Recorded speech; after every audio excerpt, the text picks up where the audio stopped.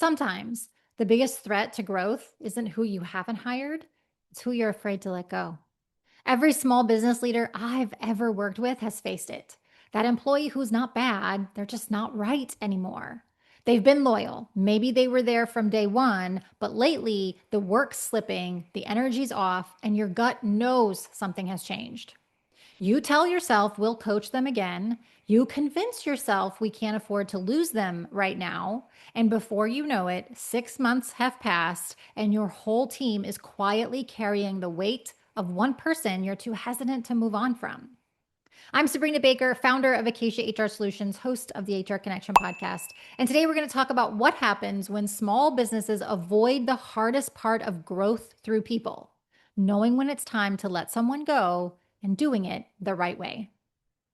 Small businesses cannot hide people problems. In a 20-person company, one disengaged employee is 5% of your workforce. If that person's work touches others, the ripple effect doubles. Productivity drops, deadlines slip, morale dips, and suddenly you've got a performance problem and a retention problem. We once worked with a 50-employee client whose operations lead had simply outgrown the job. She was loyal and well-liked, but she resisted every system upgrade. Her team tiptoed around her and projects stalled. It wasn't until she left on good terms that the CEO realized how much she'd been holding the company back. And here's the kicker. Avoiding that decision had cost him nearly $120,000 in delays and rework over the previous year.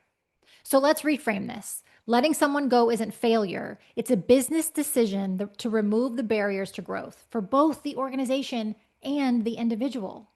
Before you can take any action, though, you do need clarity. Let's use 3 filters for that. The first one is skill. Can they do the work the business needs now?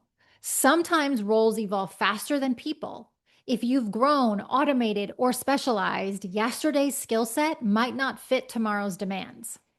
The second one is will. Do they want to do the work? Burnout, boredom, or misalignment can masquerade as underperformance. Ask yourself, are they still bought into the mission? And the third one is fit. Do they still align with the company's direction, values, and pace? This one is the silent killer. A players who can't adapt to new structures or leadership will slow your progress more than they're ever going to help it. If you're unsure about these filters, you don't start with termination. You start with a role reset conversation. It's a candid sit down that clarifies expectations, gaps, and next steps. You can download the template for that at the link in today's show notes. It walks you through how to reestablish alignment before deciding whether to coach, reassign, or part ways. In that, you're basically going to be asking 3 questions. What's working for you in this role right now? Where are you feeling stuck or frustrated? And what do you think success looks like over the next 90 days? If they respond with energy and ownership, you have a coaching path. If they're defensive, vague, or resistant, you probably have your answer. There's a common misconception that legal and compassionate are opposites, and they're not. They are partners. So before you do decide to terminate or have that conversation, make sure that you've documented performance concerns consistently, that you have communicated those expectations clearly, and that you have given them ample time to improve. And then, when it's time, handle the meeting with humanity. Here are a few guidelines for that. Keep it brief and direct. This is not the time for debate. You can say, we've reviewed the expectations we set together, and despite efforts on both sides, the role isn't meeting what the business requires. Today will be your last day. Don't over-explain. Over-explaining sounds like guilt and invites argument. Be clear, be kind, and stop talking.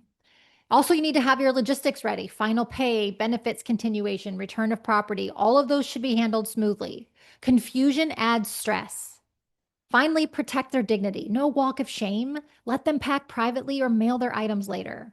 And for anyone listening who worries this will hurt morale, I'll tell you that the opposite happens. When handled with clarity and compassion, your remaining employees exhale. They see accountability, they see fairness, and they trust leadership more. Letting someone go isn't just an ending, it's a signal to your team and to yourself that you're serious about the employee experience you say you want. Every time I've seen a small business finally make that tough call, two things happen. The team re engages almost instantly. They stop whispering about what everyone knew and start producing again. And then finally, the leader's energy returns because nothing drains you like trying to motivate someone who doesn't want to be there. And sometimes the person you let go thrives elsewhere. That's growth too. You're not the villain in their story, you're the turning point. Small business growth happens through people, through the right people in the right seats, moving in the same direction. And sometimes proving that means having the courage to say, this isn't working anymore.